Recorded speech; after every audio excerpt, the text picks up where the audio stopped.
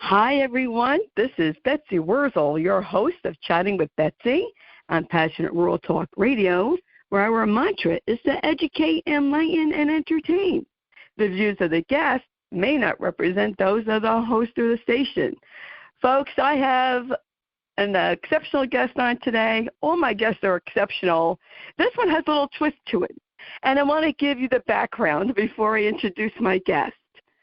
Very seldom do I meet somebody in my area to interview. And I met Gina Naumov at the Woodbridge Center Mall. It just so happened Josh and I had changed our plans. We were going to go to see a movie, and I said, no, it's going to rain, let's go to a Woodbridge Center. And I walked by Gina's table, and something caught my eye. I said to Josh, I got to go back and talk to this person. I have to talk to her. And Gina and I talked for a while, and she has a nonprofit, and she's going to talk about that. She has her own business.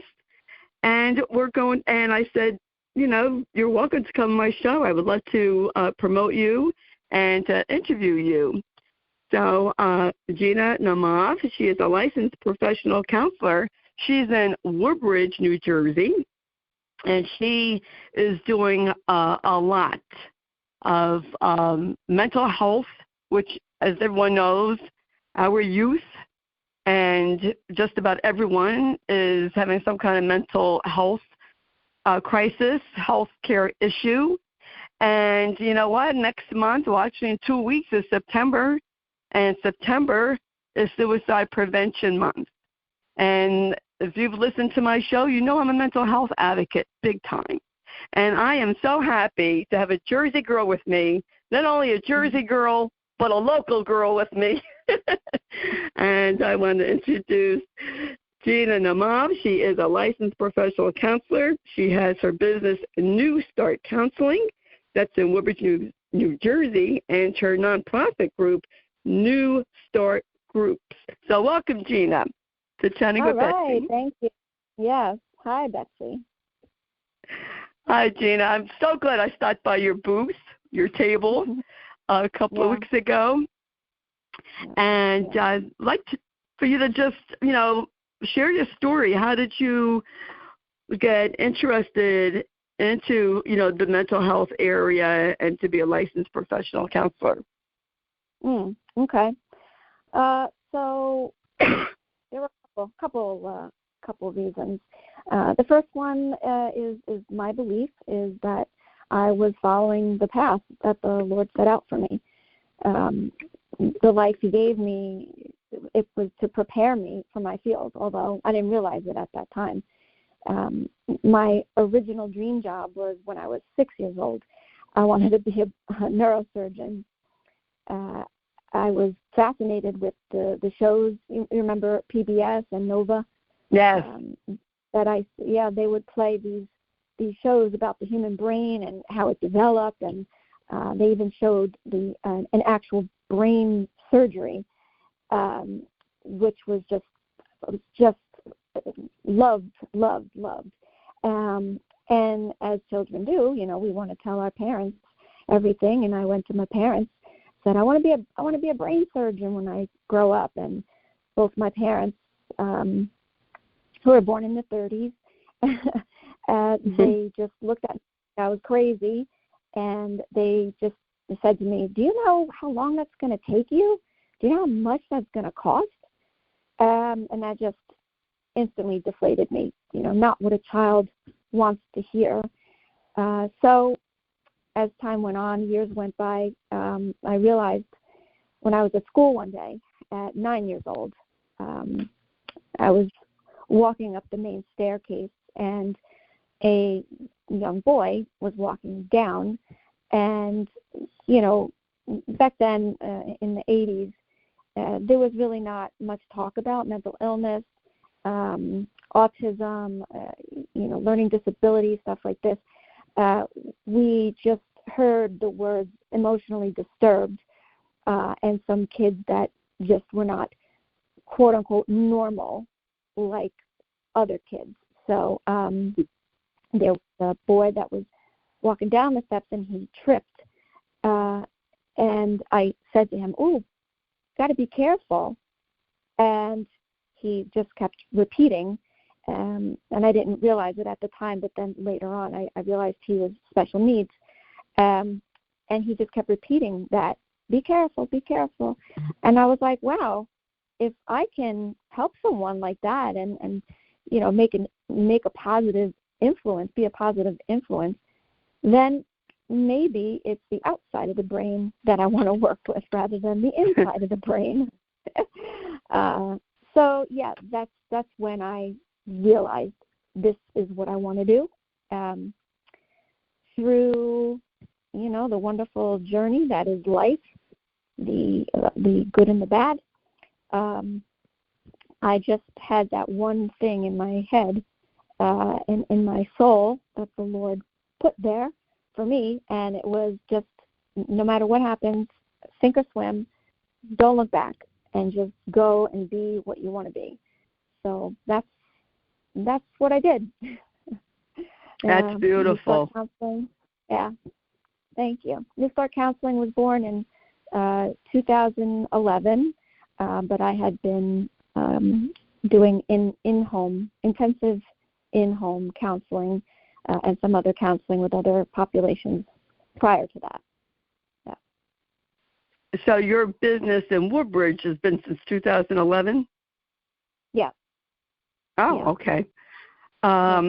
You know what, Gina, one of the reasons I do my show is to let people know about resources. Now, my show is heard all over, but people don't know about resources locally in our own backyard. You know, you're in town, and I didn't even know about you.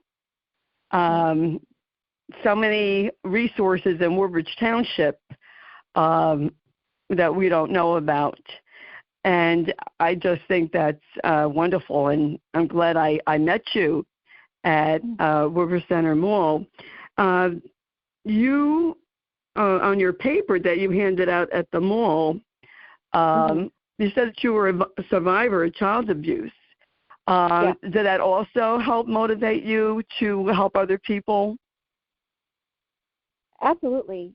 You know, that's what I was talking about, that the Lord gave me this life. He prepared me for this field so that when I sit across from a patient and they are describing something to me, and that's my field of expertise, by the way, is trauma and grief, so that when they explain something to me about what had happened to them or is maybe currently happening to them is regarding abuse, that I can look at them straight in their eyes and say, I know exactly how you feel. And I use therapeutic tool as I self-disclose some things that I feel are appropriate at the time, and that's what I'll tell them. I say, if you ever want to know how I know, then just ask me, and I'll tell you. So, yeah, most definitely a survivor of child abuse. DIFUS was just this word that was floating around when I was a kid. I didn't know what it was, and they didn't know what was going on with me, and I really could have used them at the time, and so, yeah, sliding into that motivation, that's how New Start Groups was born. You know what, Gina, I have to tell you that, like, when you were growing up in the 80s, yep, mental health still was not talked about. I grew up in the 60s and 70s, and it definitely was very taboo. I mean, I grew up with parents post-World War II, and you didn't talk about your feelings. So when I wanted to go to a therapist, I was depressed. That was, like, shameful. You know, like, they shamed me. You didn't, air your dirty laundry to strangers. And I bucked the system in my family because, as you know, generational abuse gets carried down until someone stops it. So I was the one who said, I can't do this. Yeah, that's also my belief is our soul's journey in life. We have to resolve from past lives, and I believe that with the soul, that's something that is included with that, is to make things right, be the person that stops that cycle of abuse. And I also did the same thing. I know I used to be terrified at the thought of having children because I didn't want to put that onto my kids.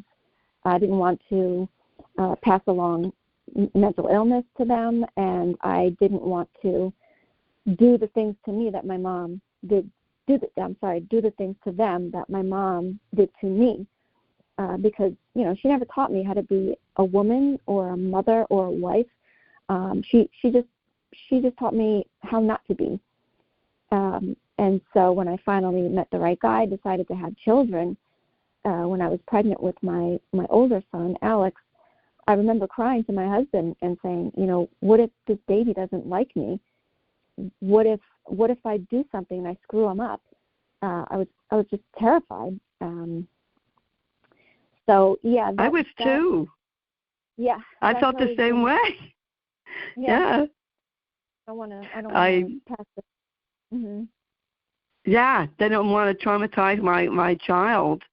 Absolutely. My parents, and of course they didn't think of it as abuse, what they did. Mm-hmm. They just think it's normal. And it wasn't. And, I didn't even know what gaslighting was until a few years ago. And then when I found out what it was, like, my family did that to me. They say things, and then they say they didn't say it. And then you think you're crazy. And just,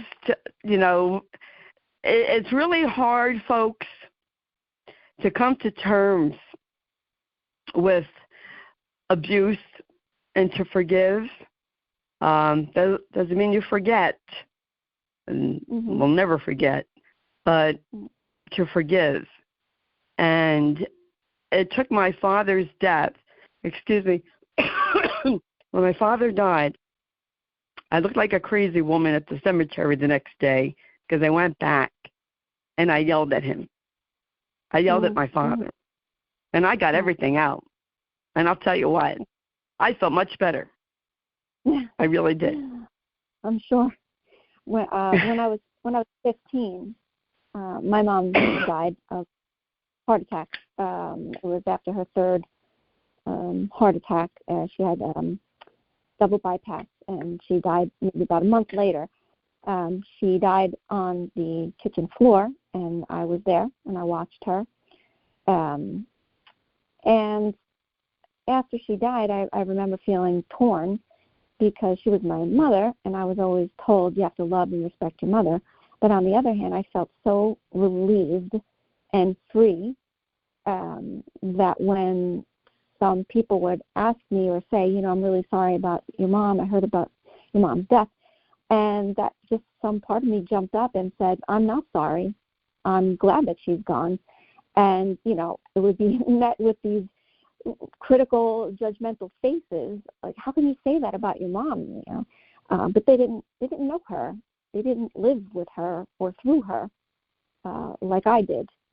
So that was my freshman year.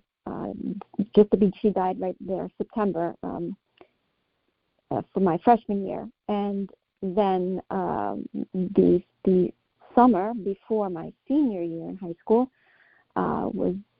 had been dating someone for 4 years, mental illness, drugs, alcohol, he was involved in, and his parents didn't want to help him. They didn't want to acknowledge that he had mental illness, depression, addiction, and there I was trying to help, because that's what I did. And he committed suicide. He hung himself in the summer before I started my senior year. So finished the high school and ended it just death and death and death. Left me feeling very lost.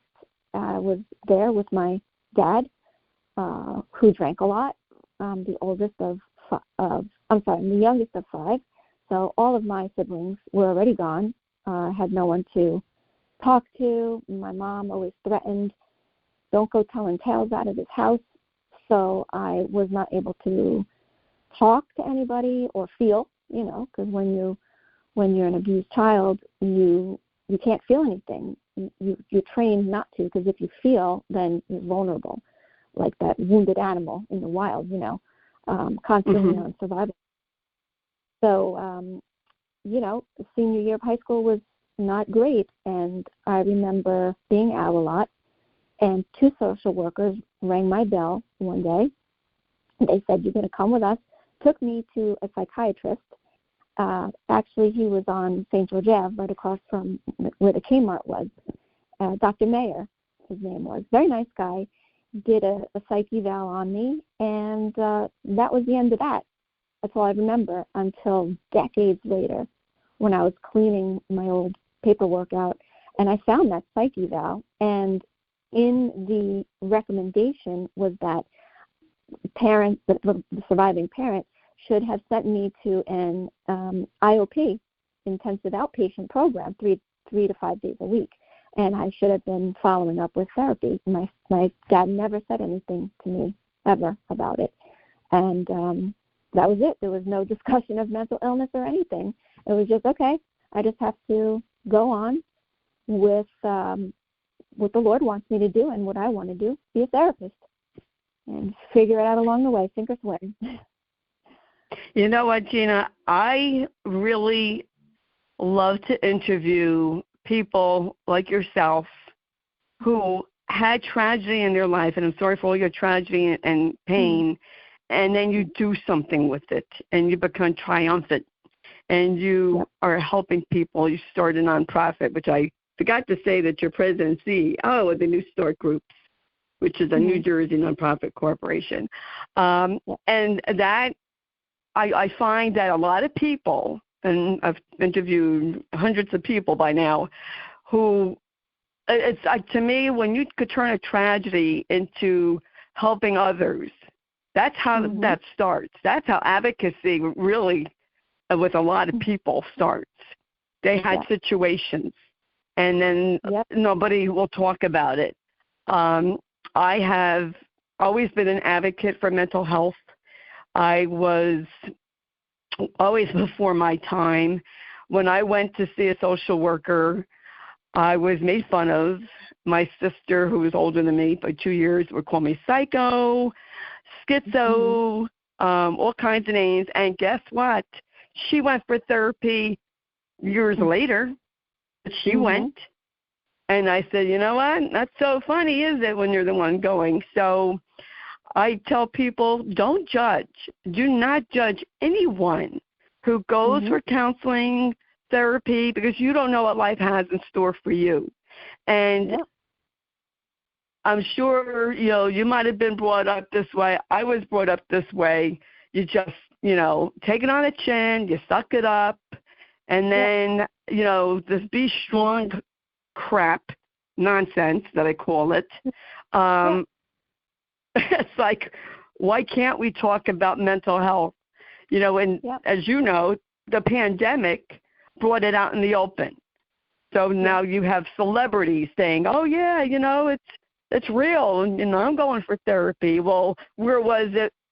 I'll say, where was it in the 1970s when I was going through a rough time? Yeah. Unfortunately, people will listen to celebrities before they'll listen to me. I've got, 10 years. I went to school 10 years, and I 22 plus years of experience being a board certified licensed professional counselor. But yet I don't hold the same credibility or power as celebrities do. But when you're talking about becoming an advocate, going through these things in life, I used to be very, very angry, of course, of why did this happen to me? Why did God do this to me? what did I do wrong to have this? And when I got older and I went to St. John's University, and one of my classes was Intro to Sacred Scriptures.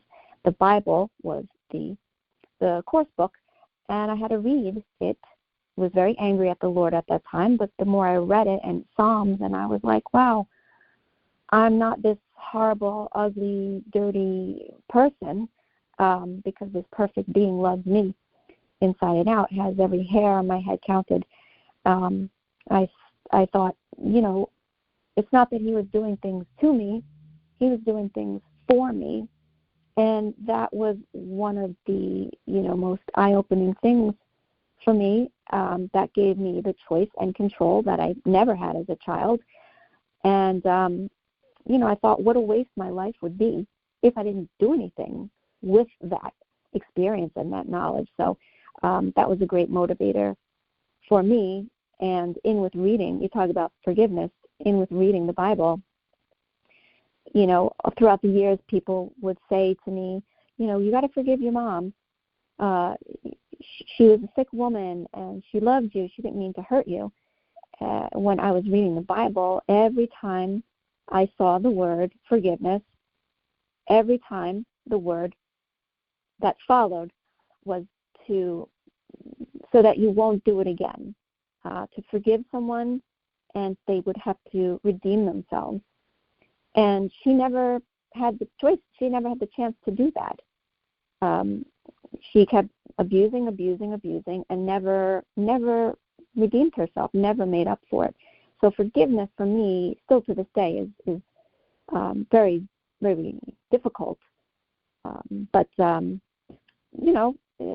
just have to move on. What can I do about it? Nothing.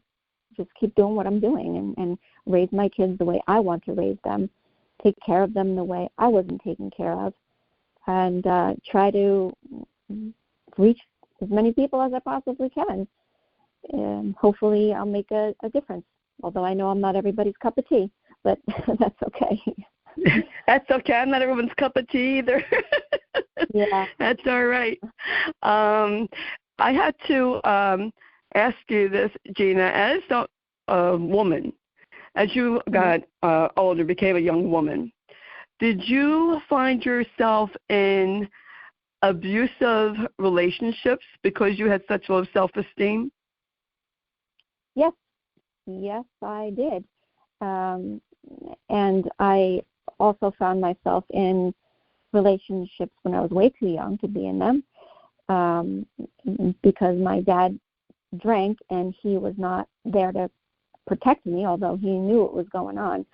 I always had this sense of, well, I want to date guys who have alcohol addiction and or drug addiction because I have to fix them so that they will be able to protect me. And of course, we know how that goes. It did not work out. Yeah. And that was one of the relationships where I was saying earlier about that he committed suicide. So yes, definitely. That is so common. Coming from an abusive family, that when a woman or even a boy, a young man, has low self-esteem, they put up with stuff, and then you feel like, if I behave this way, then maybe they'll stay. Or I'm really fortunate that at least someone's paying attention to me, or if I can fix them, because I think people who come from abusive backgrounds, we want to fix things, and we can't fix people, but you don't know that when you're younger. You learn that with age and wisdom, hopefully.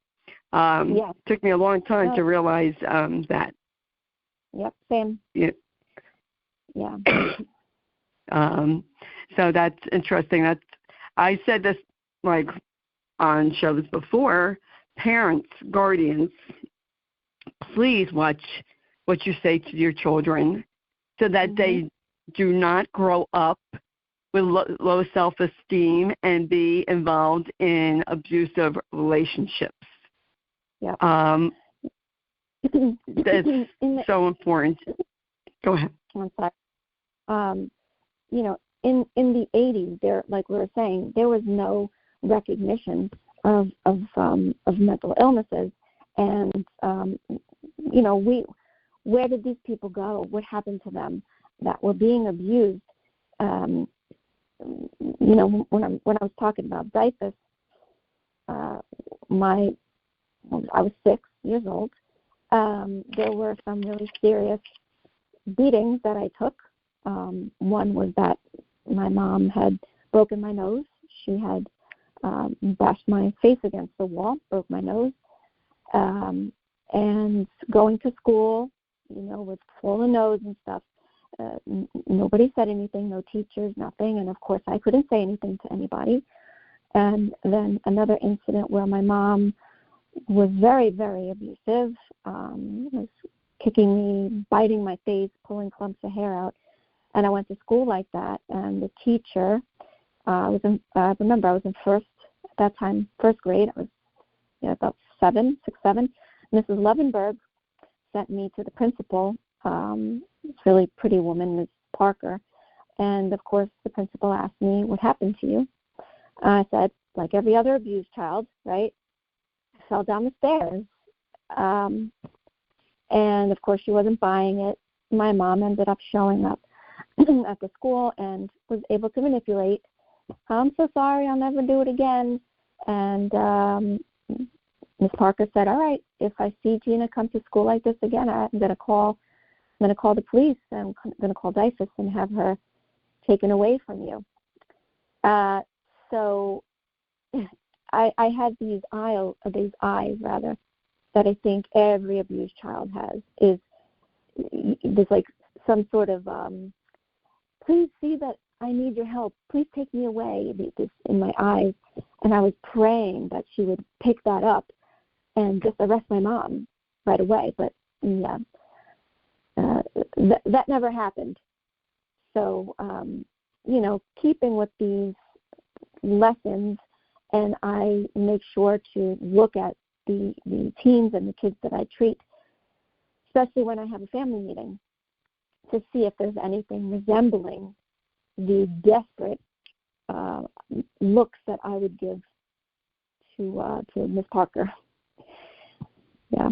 Wow, that is. Oh, I feel so bad for you, Gina. It's your story reminds me of a guest that I interviewed a couple of years ago. He was a doctor in New York, and he was abused by his mom, and that was in the 50s. And he was afraid to say anything because he didn't want his dad to leave, and he knew it would be worse. And he, went for therapy later on as he, entered college.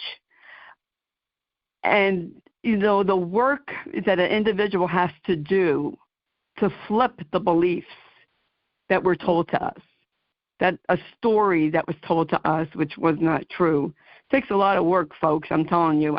I am 65. I'm not ashamed to say how old I am. And I'm seeing a psychologist for caregiver post-traumatic, but also for other issues. And I don't know if it was the trauma from caregiving that I realize now that I am really a highly anxious person. I never realized it before, but then again, there was never, we didn't discuss feelings growing up. But I do have a lot of anxiety that I never recognized before, that I'm recognizing now, that I need to, address and work on. But when, like in my situation, I wasn't physically beaten, my mother would be horrified if she heard my show. So nobody in my family listens to my show. But my father was verbally and emotionally abusive. He would tell me I was ugly. He would tell my sister she's fat.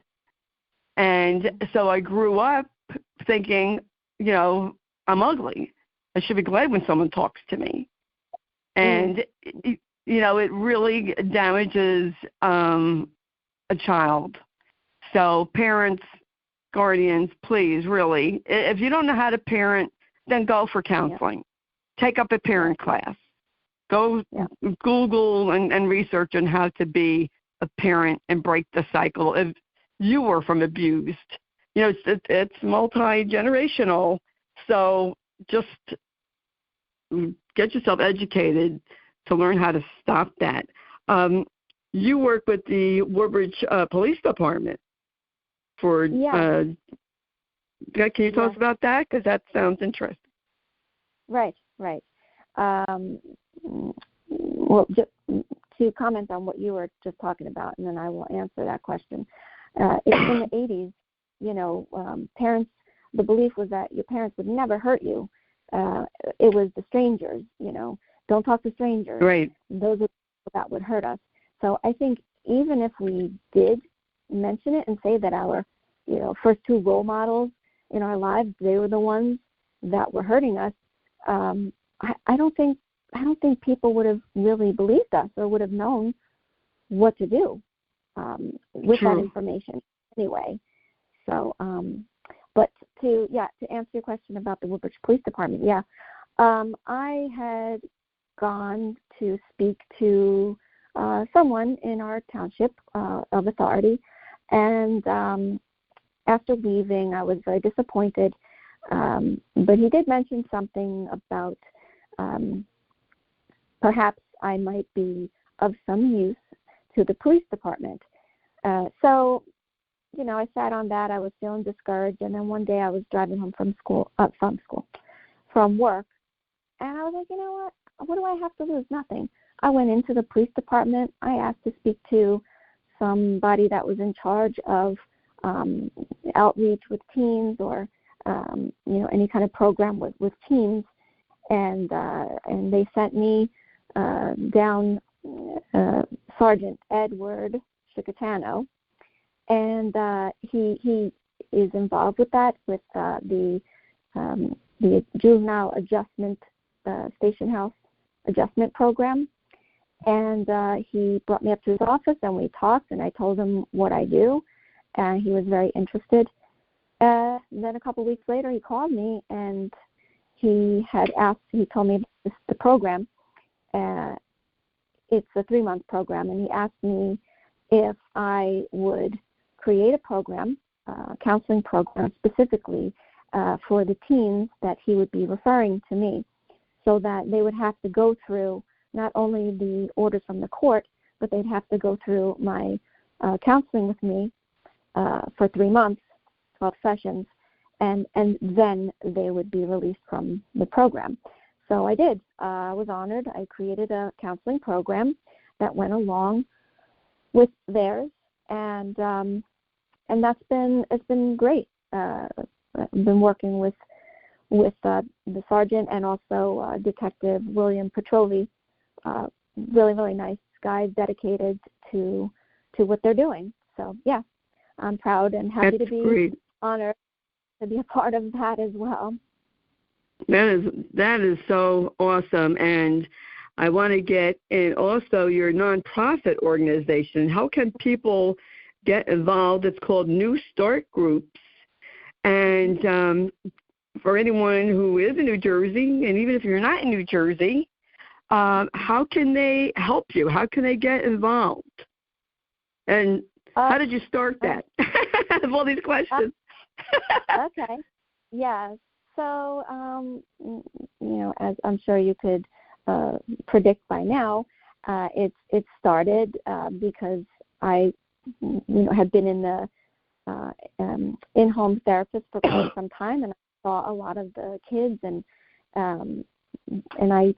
when I would close their cases, I would have to refer them someplace. And when I would look at the places to refer them, I'm like, there's just garbage out there, 2-star programs and no follow-ups and long wait lists and whatnot. And I was like, this is just, ridiculous. No, just discussed it with the system, which is a whole other interview. But anyway, so New Start Groups began because of that, our inadequate system. And I just wanted to establish something for free that was a safe place for kids, adults to be able to go to, to be able to discuss mental illness and to have that feeling of support. People understood.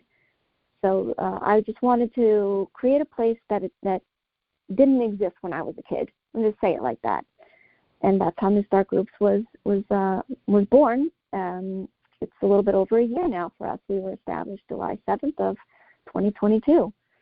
And it's I love it. I'm proud of it. We offer free monthly workshops, like I said, for teens, young adults, and adults. And we also have a restorative yoga workshop for adults.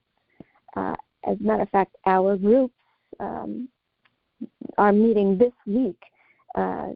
Tuesday, tomorrow night, is the young adults group, and we call that manual not included. And the Wednesday night adults group is called adulting. And Thursday night, the teens is called No Parents Allowed. Friday night is the restorative yoga, and we call that Just Be. So very excited about that. I do have a website. If anyone wanted to register, registration is registration is free. There's no fee for it. Since we're a nonprofit, 501c3, we are donation-based. And if somebody wants to come, if they would like to donate, that's great. If not, that's great too. We just want people to be there. We want people to know that we exist there for them. If anybody's interested, it'd be great if you wanted to follow us on Instagram under New Start Groups. And I also have New Start Counseling there, Instagram.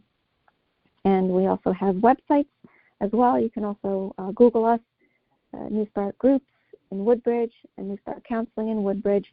And you can get all that information. It'd be great if saw you there. Register. Come on in. Bring your friends or whomever.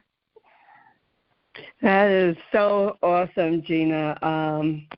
You are phenomenal. And I'll tell you what, you have a lot of information and an excellent resource. I would love to have you come on again. I really would.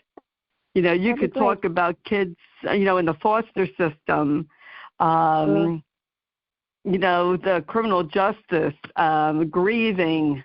There's so many areas that I could pick your brain about and have these discussions, because there is no topic taboo on chatting with Betsy, none at all.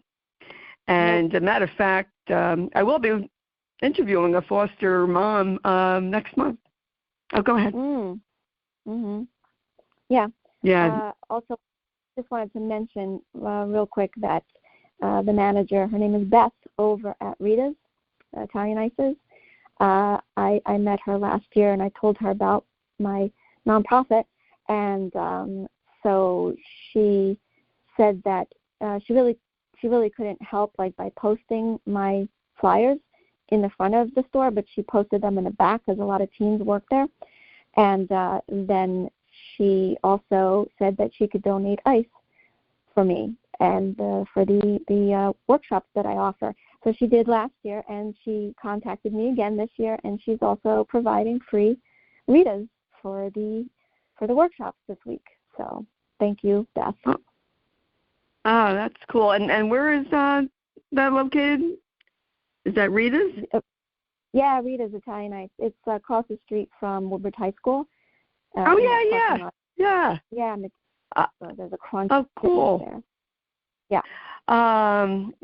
That's really cool. Well, Jane, I want to thank you for coming on. Tell people your last name. Don't screw it up.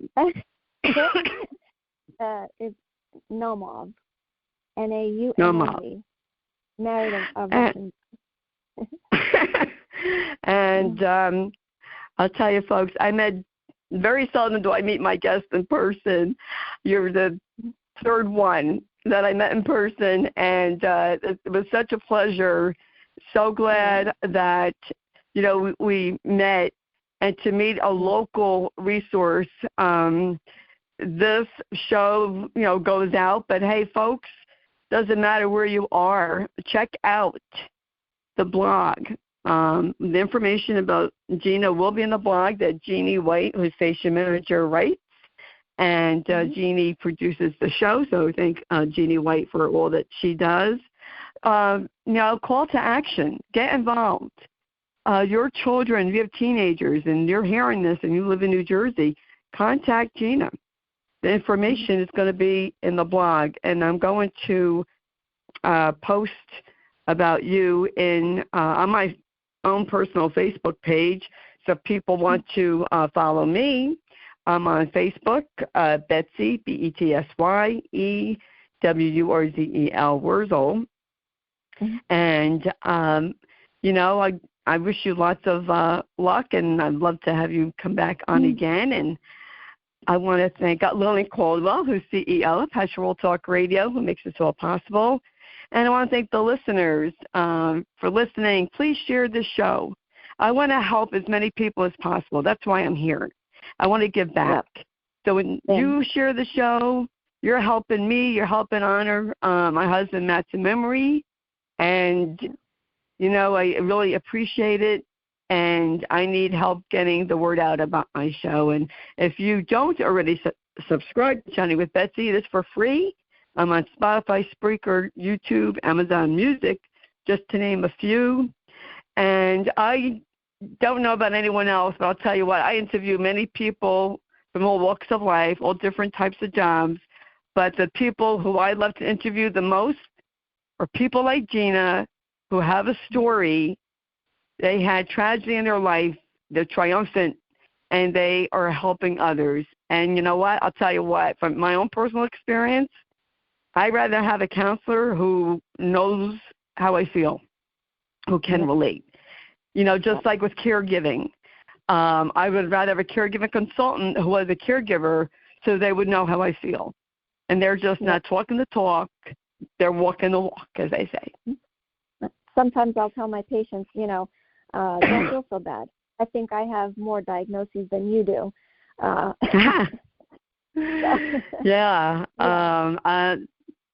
I know you're great to talk to, and Gina's great to talk to. I was talking to her at her table for a while, and I just felt like I loved your vibration, I loved your energy, and I said I got to have you on my show, and here you are, and by people so calling thank in, you. They also are helping themselves, right? Maybe they don't have someone that they can confide in. Maybe they, don't realize how bad things are, and maybe they will hear something, even if if they don't call me, if they just call some other resource. I think that would be great. It's you just got to decide to do it. Like I said, sink or swim, and just don't look back whenever you make that decision.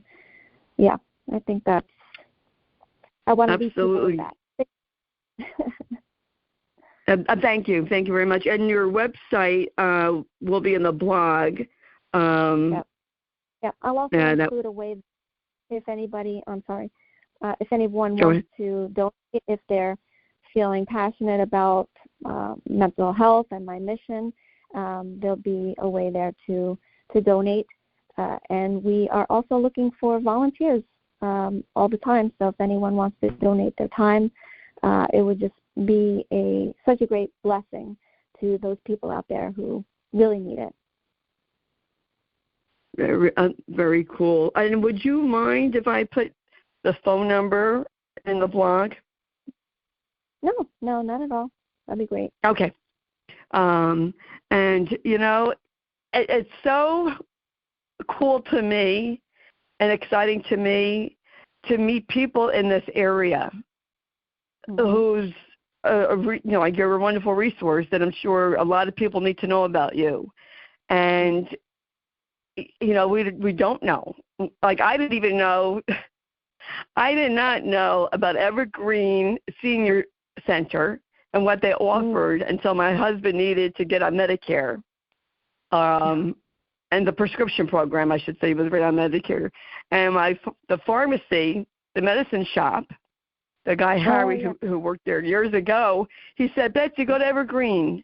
They help you. I said, they do? And I went down there, and they offer counseling, and I get grief counseling. I mean, there's a lot that they offer. I learned that I qualified for certain subsidies. So if you're in the Woodbridge Township area and you're hearing this, check out the Evergreen Senior Center because it is a phenomenal resource. And the social workers down there are wonderful, and they really like to help people. And I just want to thank you again, Gina, for coming on. Folks, as I always say at the end of you're welcome. My pleasure. As I always say at the end of my show, in a world where you could be anything, please be kind and shine your light bright, because we all need it. And if we all did that, it would be a much brighter and kinder world. This is Betsy Wurzel, your host of Chatting with Betsy on Passionate World Talk Radio. Chat with you soon. Bye-bye now.